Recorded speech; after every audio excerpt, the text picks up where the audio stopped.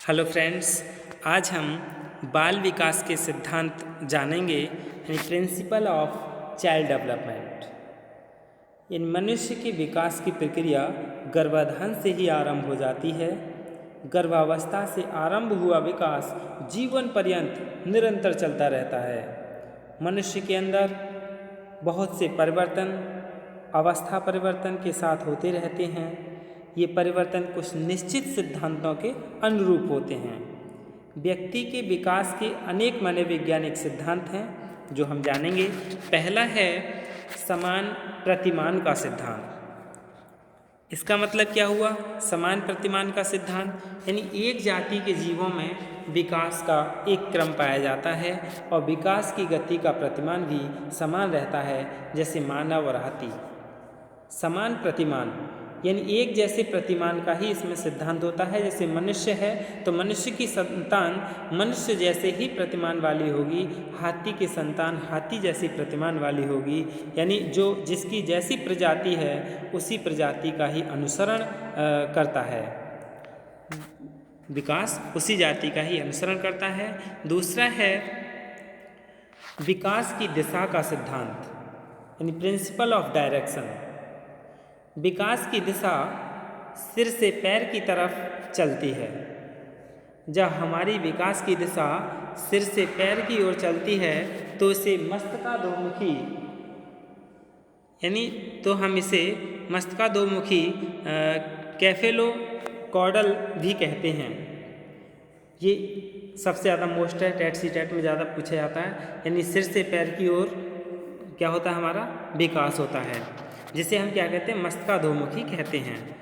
जब विकास का क्रम मध्य से शुरू होकर बाहर की तरफ होता है तो यह समीप दूरस्थ या केंद्र से निकट दूर का सिद्धांत, जिसे प्रॉक्सिमो डिस्टल कहा जाता है। यानी विकास दो तरह से होता है, सिर से पैर की ओर और केंद्र से निकट दूर की ओर विकास होता है। दूसरा है अगला निरंतरता का सिद्धांत यानी प्रिंसिपल ऑफ कंटिन्यूटी। मानव विकास एक सतत प्रक्रिया है जो जन्म से मृत्यु तक निरंतर चलती रहती है तथा उसमें कोई भी विकास आकस्मिक ढंग से नहीं होता, धीरे धीरे होता है। यानी विकास क्या है? धीरे धीरे होता है, एक साथ नहीं होता है। फिर है सामान्य से विशिष्ट क्रियाओं का सिद्धांत। सामान्य से विशिष्ट क्रियाओं का सिद्धांत principle of general to specific response. इसमें क्या है? बालक पहले हर वस्तु को मुंह में रखता है, उसके बाद अनुभव द्वारा केवल खाद्य पदार्थों को ही मुंह में रखता है, उसके बाद एक निश्चित समय में निश्चित ढंग से खाना सीख लेता है, जैसे उठना, बैठना, चलना, फिर दौड़ना।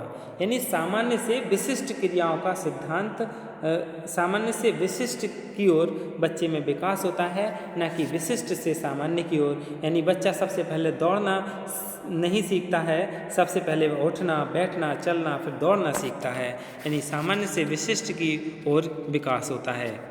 फिर है पूर्वानुमान का सिद्धांत प्रिंसिपल ऑफ प्रेडिक्टेबिलिटी।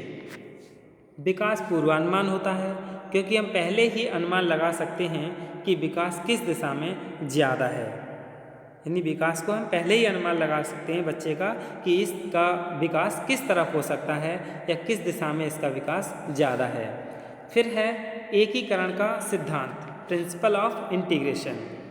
एक बालक पहले पूरे हाथ को, फिर अंगुलियों को और फिर हाथ एवं उंगलियों को एक साथ चलाना सीखता है। यानी अपने आप को एकीकरण करना सीख लेता है।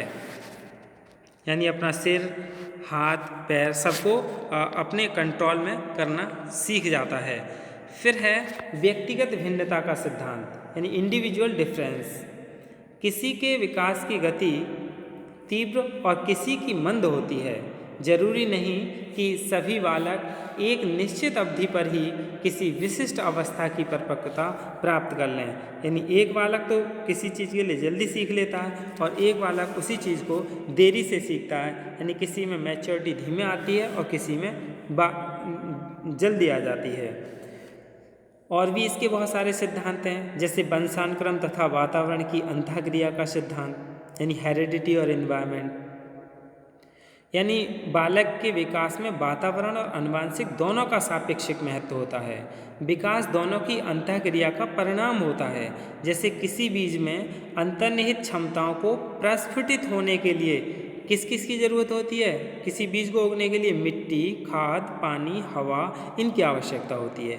उसी प्रकार बालक में आनुवंशिकता से जो क्षमताएं उपस्थित होती हैं उन्हें अच्छे वातावरण द्वारा ही पूर्ण रूप से विकसित किया जा सकता है, अन्यथा वह भेड़िए द्वारा पालित बच्चे की तरह अविकसित रह जाएगा। जैसे एक बार सन 1951 में भेड़िए द्वारा पाला गया एक बालक मिला जिसे लखनऊ के बलरामपुर अस्पताल में रखा गया। इसका नाम रामू रखा गया था। इसका विकास भेड़िए की तरह था। इस प्रकार व्यक्ति के विकास के लिए वातावरण और आनुवंशिक दोनों ही महत्वपूर्ण हैं। यही क्या हैं? विकास के सिद्धांत हैं। धन्यवाद।